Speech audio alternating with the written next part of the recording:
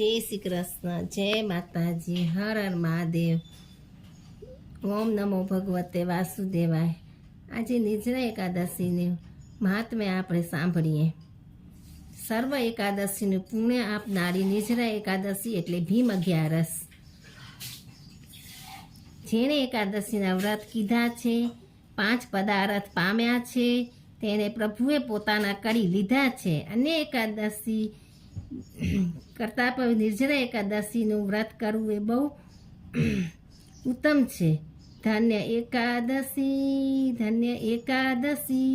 સમગ્ર વર્ષની એકાદશી કરવાથી જે પુણ્ય મળે એટલું જ પુણ્ય આપતી એકાદશી એટલે નિર્જલા એકાદશી કે ભીમ અગિયારસ। જેઠ સુદ અગિયારસને નિર્જલા એકાદશી કહે છે।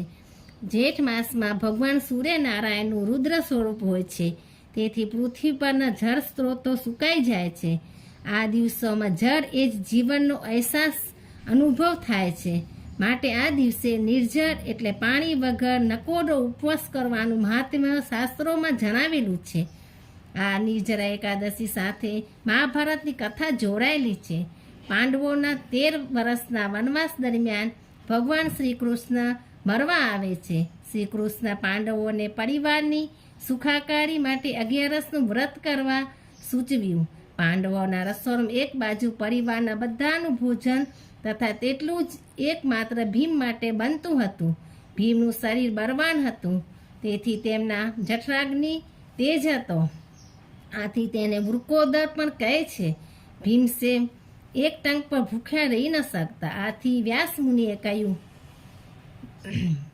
હે પિતામહ, મારા માટે વર્ષના 24 ઉપવાસ કરવા દુષ્કર છે। પ્રયત્ન કરું તો વર્ષમાં એક જ ઉપવાસ કરી શકું છું। એક ઉપવાસથી વધુ ફળ પ્રાપ્ત થાય તેવી એકાદશી વ્રત કરવા જણાવો। મહર્ષિ વ્યાસે કહ્યું, હે વાયુપુત્ર કૃષ્ણ, અને મિથુન સંક્રાંતિના મધ્યમાં જેઠ માસમાં શુક્લ પક્ષમાં અગિયારસ આવે છે।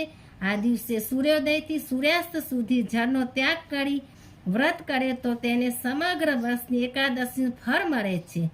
મહાબલી ભીમે વ્યાસજીના વચન પ્રમાણે જેઠ માસની સુદ અગિયારસે ભોજન અને પાણી મળવાના નથી, તેથી એમ કહેવાય છે કે તે દિવસે ભીમે આખો દિવસ નદીમાં સૂર્યોદયથી સૂર્યાસ્ત સુધી સ્નાન કરતા રહ્યા। ત્યારથી આ એકાદશીને નિર્જલા એકાદશી, ભીમ અગિયારસ કે પાંડવ એકાદશી તરીકે ઓળખાય છે। એક પૌરાણિક કથા અનુસાર માતા પાર્વતીને જાણ થાય છે કે ભીમે નિર્જલા એકાદશી કરી છે, તેથી તેનામાં બળ નહીં હોય, આથી ભગવાન શંકરને તેની કસોટી કરવા કહે છે।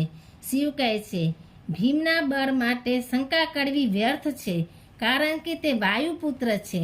પાર્વતી માન્યા નહીં, કસોટી કરવા કહ્યું। ભીમ જે નદીમાં સ્નાન કરતા હતા ત્યાં માતા પાર્વતી ગાય તથા શંકર સિંહનું રૂપ લઈ પ્રગટ થાય છે। ગાયની પાસે શિકાર કરવા સિંહ પાછળ દોડે છે। મહાબલી ભીમ આ દ્રશ્ય જોઈ નદીમાંથી બહાર આવી પોતાના પૂરતા બળથી સિંહ સામે યુદ્ધ કરી લોહીલુહાણ થાય છે। આમ માતા પાર્વતીને ભીમના બળનો પરિચય મળી ગયો, તેથી તેઓ તેના પર પ્રસન્ન થયા। ભીમના શરીરે હાથ ફેરવી વજ્રનું શરીર બનાવી આપ્યું। યુદ્ધમાં કોઈ હરાવી શકશે નહીં તેમ આશીર્વાદ આપ્યા। આ એકાદશીએ વિષ્ણુ ભક્તો તથા શિવ ભક્તો જળનો ત્યાગ કરી જીતેન્દ્ર બનવા પ્રયાસ કરે છે। આ દિવસે શક્ય હોય તો વિષ્ણુ સહસ્ત્ર નામ તથા ગજેન્દ્ર મૌનના પાઠ કરવા, તેમજ ઓમ નમો ભગવતે વાસુદેવાય કે શ્રી કૃષ્ણ શરણમ આ મહામંત્ર જાપ કરવો। આ દિવસે પીપળાની પૂજા કરવાનું મહત્વ છે। આ દિવસે તડકાથી રક્ષણ માટે જરૂરિયાતમંદને સફેદ વસ્ત્ર, પંખો, પાણીના કુંજા તથા તરસ્યાને પાણી પાવા જણાવેલું છે। આ વ્રત કરવાથી પર્વત સમાન પાપો બળીને ભસ્મ થઈ જાય છે, પુણ્યનો ઉદય થાય છે, ધન ધાન્ય, રિદ્ધિ સિદ્ધિ, આયુષ્ય, પુત્ર, આરોગ્ય, મનોકામના પૂર્ણ થાય છે। તો ચાલો શ્રદ્ધાપૂર્વક નિર્જલા એકાદશી કરીએ। જય શ્રી કૃષ્ણ, જય માતાજી, હર હર મહાદેવ। મારી ચેનલ સારી લાગી હોય તો લાઈક કરો, વધુમાં વધુ લોકોને શેર કરો અને સબસ્ક્રાઈબ કરો। જય શ્રી કૃષ્ણ, હર હર મહાદેવ।